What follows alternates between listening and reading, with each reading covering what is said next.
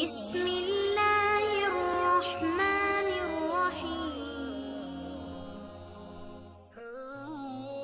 یہ ایک تلخ حقیقت ہے کہ آپ کی بات کو توجہ آپ کی حیثیت دیکھ کر ملتی ہے۔ ایک تلخ حقیقت آپ لوگوں کے لیے تب تک خاص ہے جب تک انہیں آپ کا متبادل نہ ملے۔ ہمارے ہاں سب سے زیادہ انسانی قتل ہسپتالوں میں، نفسیاتی قتل تعلیمی اداروں میں اور معاشی قتل ایوانوں میں ہوتے ہیں۔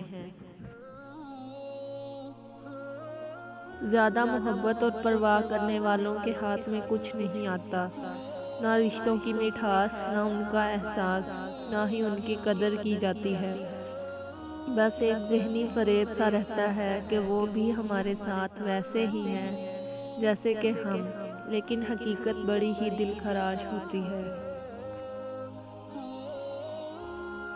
تصویر اور تصور ہمیشہ حسین ہوتے ہیں۔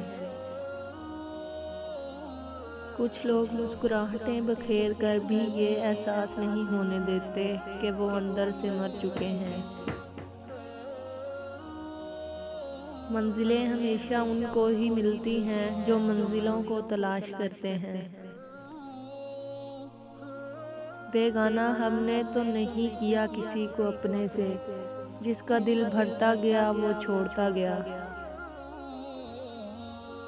احسان کی خوبی یہ ہے کہ اسے جتایا نہ جائے۔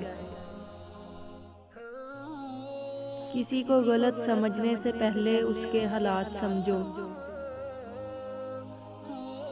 جہاں لگے اہمیت کم ہو رہی ہے وہاں جانا کم کر دو، پھر چاہے وہ کسی کا گھر، بات یا دل ہو۔ ہر ایک کی طبیعت کے مطابق نہیں ہوں میں، کڑوی ضرور ہوں لیکن منافق نہیں ہوں میں۔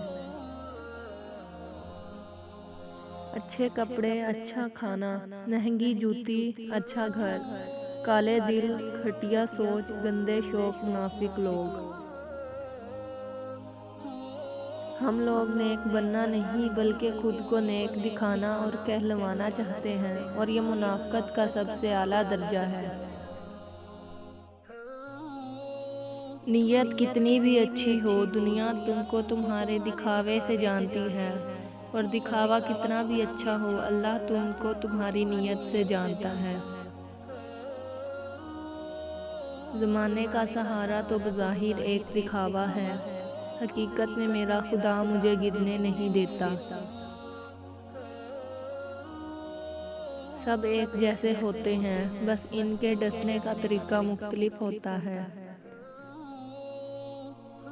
ہر انسان دوسرے انسان کے بنائے گئے ذہنی ڈھانچے میں ڈھل ہی نہیں سکتا۔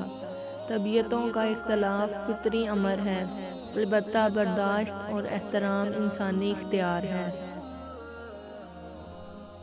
انسان امیدوں سے بندھا ایک ضدی پرندہ ہے، جو گھائل بھی امیدوں سے ہے اور زندہ بھی امیدوں پر ہے۔